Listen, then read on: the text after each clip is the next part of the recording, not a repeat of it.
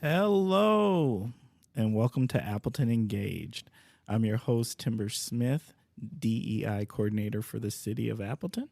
And I'm your sub-co-host, Brianna McCooley, and I'm the community health supervisor in Appleton's health department. Appleton Engaged is a podcast that explores the many people, organizations, and resources that make our community a great place to live, work, and play. So whether you're a longtime resident or just getting to know Appleton, join us as we learn more about our community together. So before I introduce our guests, I just want to say it's been getting colder outside. It even snowed on Halloween. Yeah. And as it gets colder, people are starting to get a lot more concerned again about our community members who are experiencing homelessness, and especially those living outside. Our two guests today are intimately connected with this issue, and they're working with folks experiencing homelessness and housing crises. So we have Liz Croley, who is the coordinated entry specialist with the health department, the Appleton Health Department. And we have Sgt Chris Biese, who works with the Appleton Police Department as the community liaison officer. Welcome to both of you. Thanks for being here. Hey, thank you for being here. Liz and Chris, would you please tell us about yourself and your association with Appleton and the Fox Cities region? Sure, I'll go first. So I'm a lifelong member of the region. I grew up within 20 minutes of here, went to school over at Fox Valley Tech, and have been working here at Appleton PD ever since, going on about 19 years. Most of that was spent on patrol. Did some fun stuff during that time, worked with the Police Explorers. Now I'm in our community resource unit. Get to do a lot of different quality of life things with people. I get to do some presentations with a variety of different service providers like the Thompson Center and YMCA, presenting to senior citizens about scams and frauds, community safety, things like that. Also a board member at the Appleton Housing Authority. So lots of good stuff. And I am from the Fox Valley area. I've been here since 2000. I went off to live into Wapaka for a few years, but I came home and back to the area, and I just really am here to see what I can do to help the community get stronger. So, can you please, Liz in particular, can you please tell us about coordinated entry and what is it? Yeah, so coordinated entry is a lot different than what it sounds. I hold a plethora of knowledge of resources and information that people that are facing homelessness may need in order to have success in their current situation.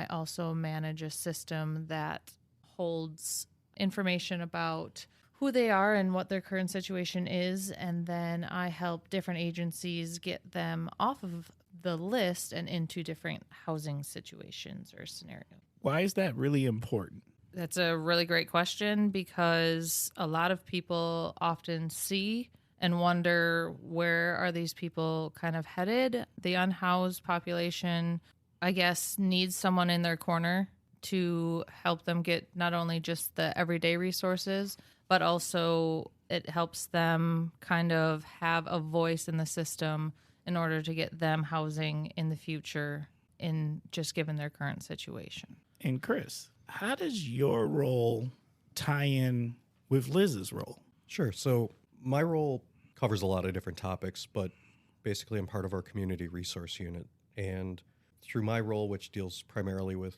quality of life and community safety issues, I'm tied in with victim services, behavioral health, threat assessment, things like that, to really hit a well-rounded approach to the city. So with mine being quality of life and community safety, the ability to work directly with Liz, because we do work often with our unhoused population, the ability to work directly with Liz and to have that straight, direct connection makes things much more efficient and effective for the end user. That's great. Liz, can you give us a description of what happens with the list? So how does someone get on the list in the first place? Yeah, so there is a policy that the balance of state calls the no wrong door policy.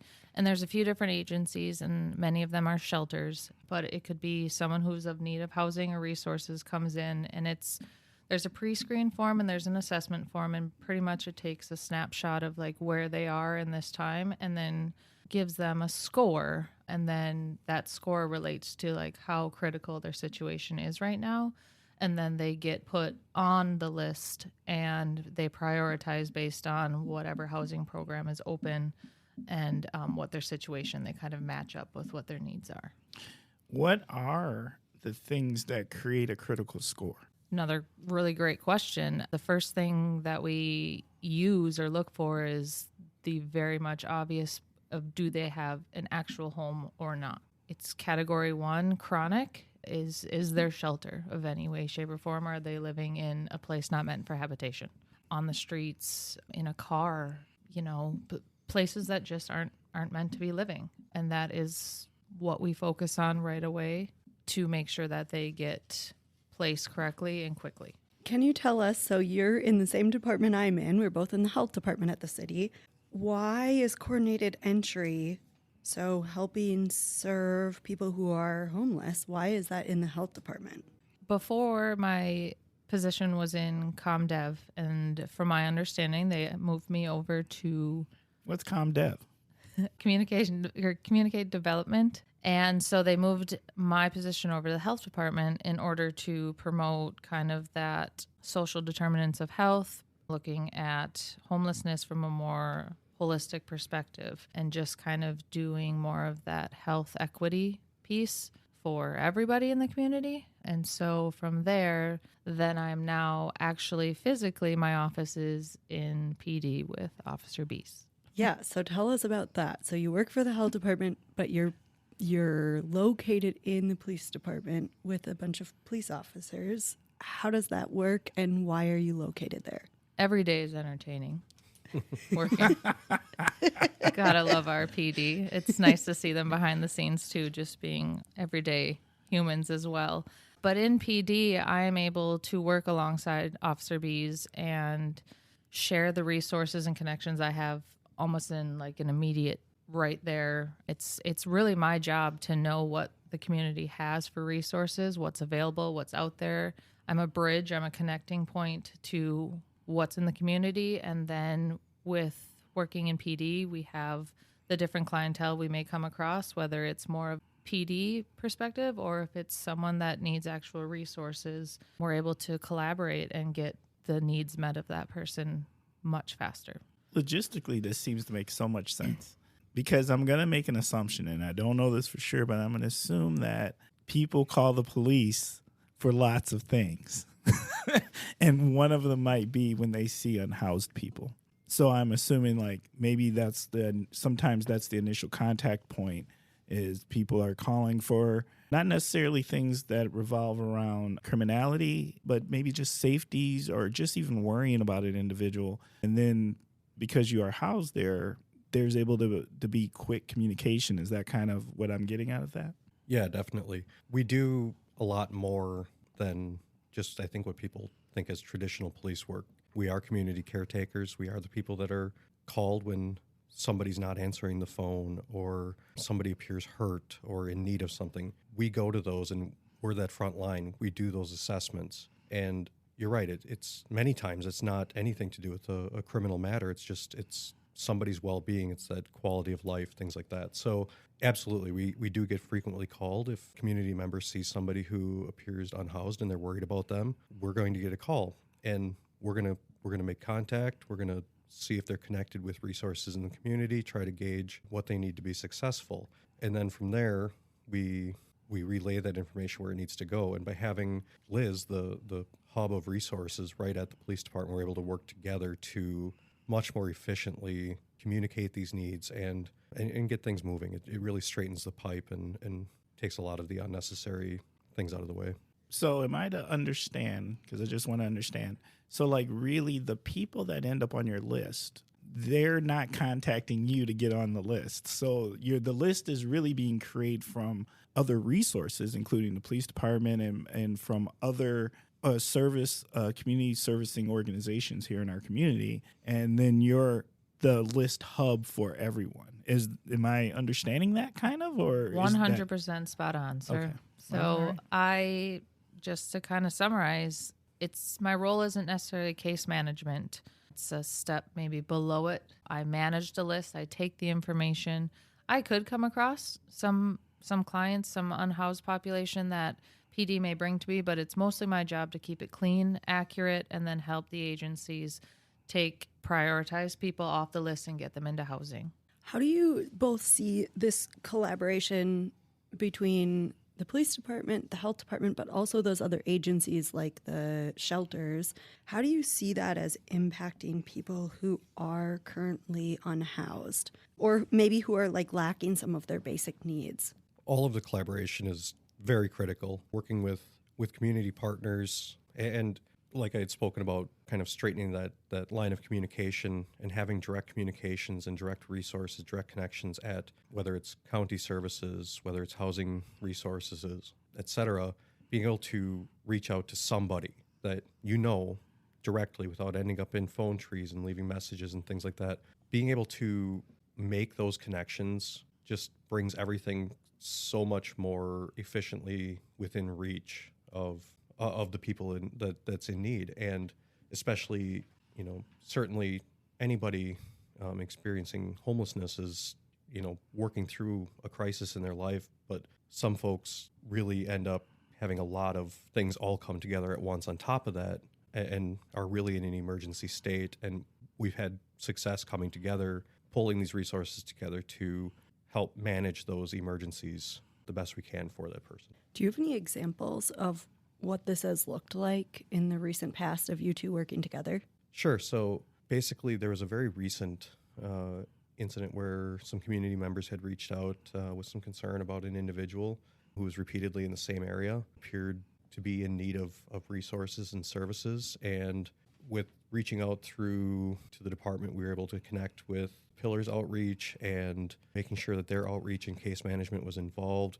We then directly connected with Liz and our mental health officer actually were able to respond out, assess this individual, see if they had any needs that were, emergency needing attention right now, and then assessing how to follow through. And then through pulling together and communicating, we were able to get this individual back into temporary housing and are looking at future options while housed to help manage some of the other things they're going through. And really, it's my job to make sure I'm an encyclopedia, if anyone knows what those still are.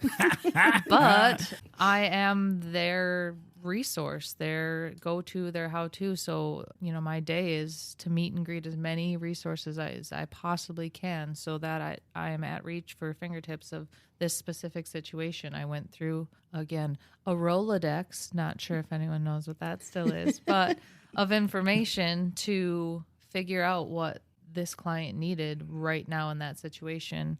Immediately, analyzed the situation and then reached out to the resources that made sense in the moment.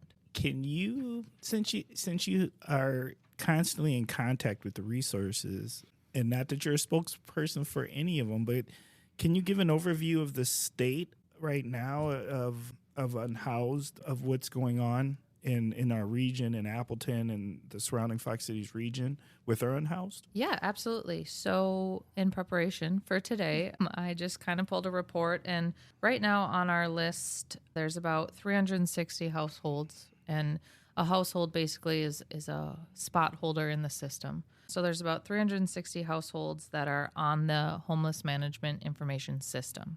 Within those 360, 92 of them are households with children. So within that, there could be even more people in that household. So there's more than 360 actual beings, but that is what our list is showing as of today.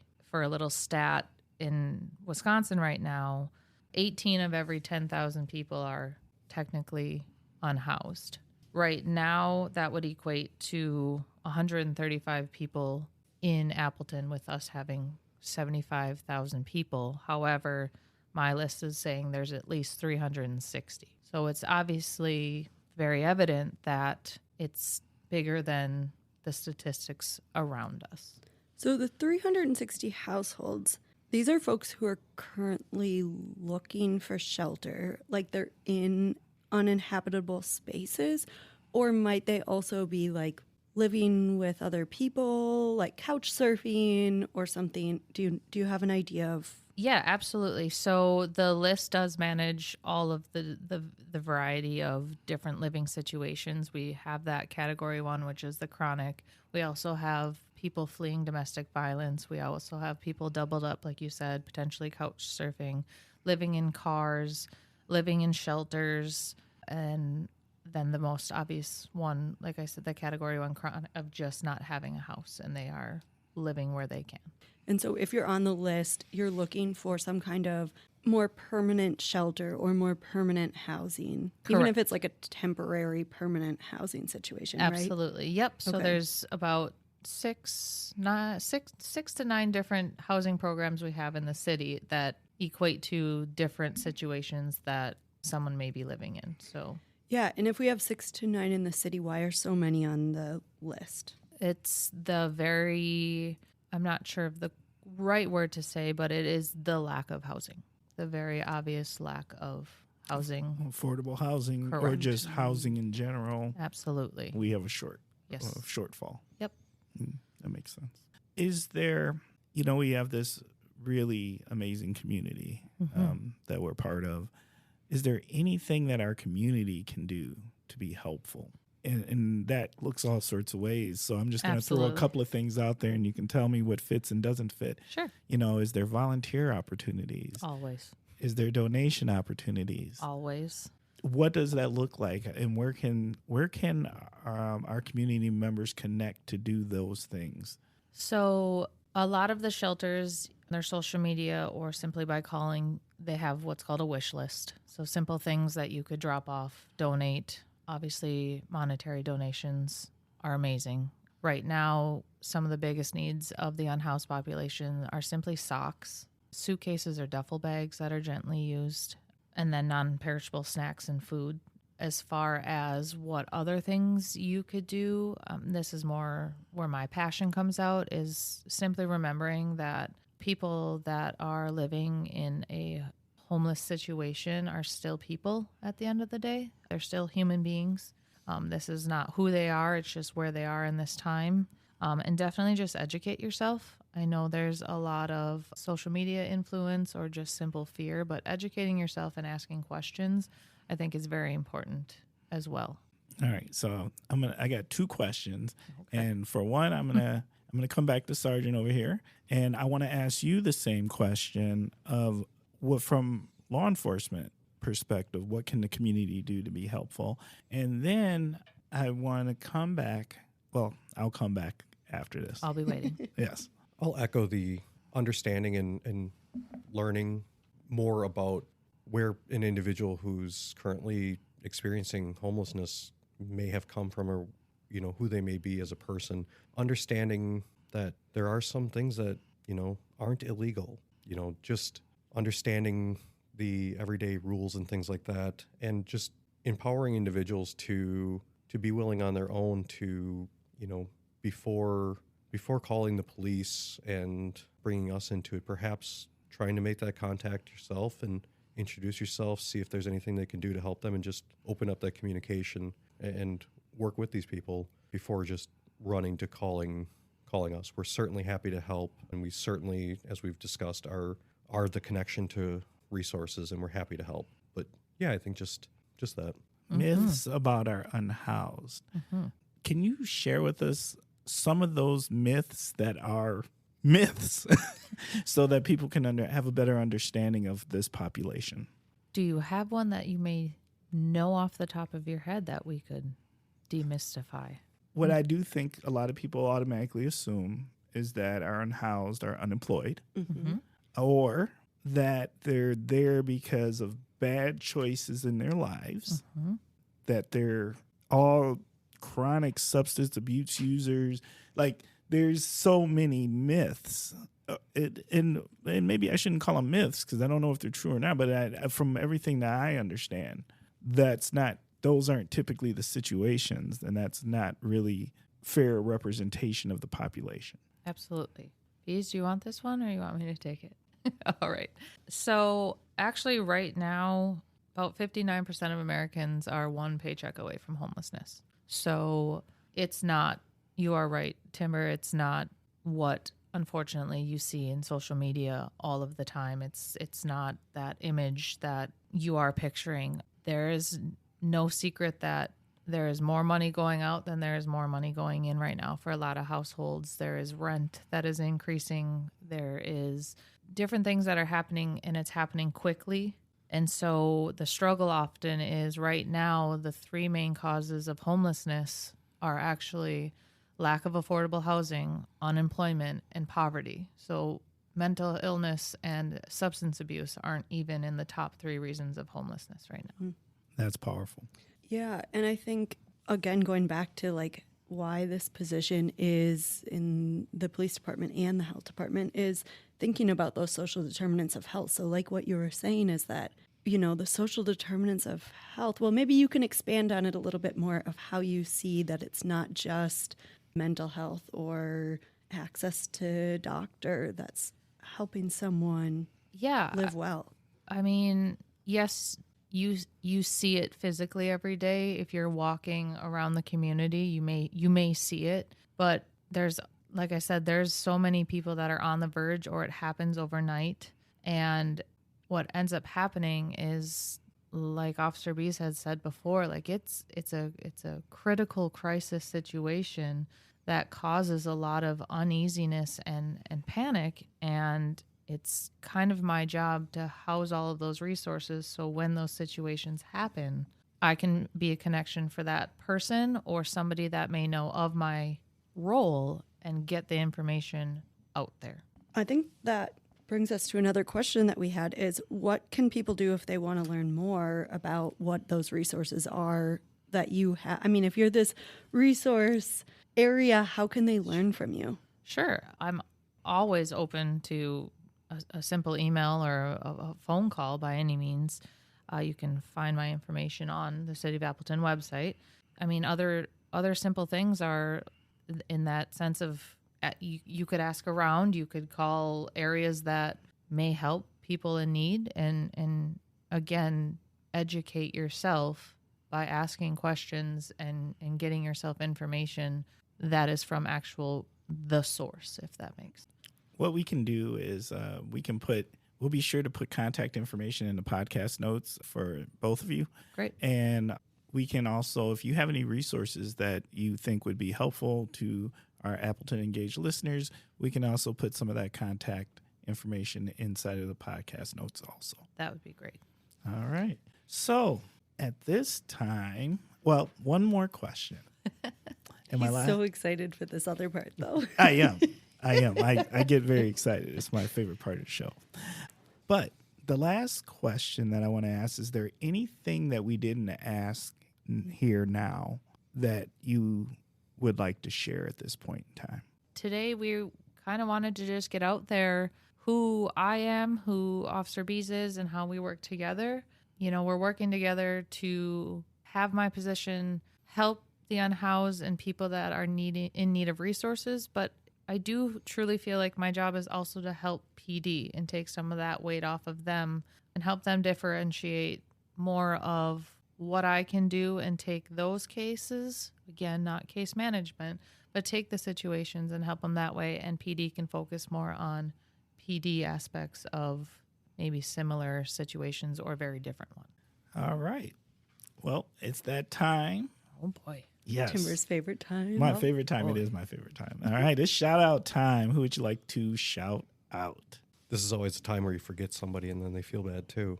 Frankly, first and foremost, we have a wonderful community, very giving, very supportive. So absolutely the community, city leadership, and also the feet on the ground at all levels and on all the organizations that are helping people through these states of crisis. And it doesn't matter if you're an employee or a volunteer, a donor, but just anybody who's willing and able to help out. Huge shout out.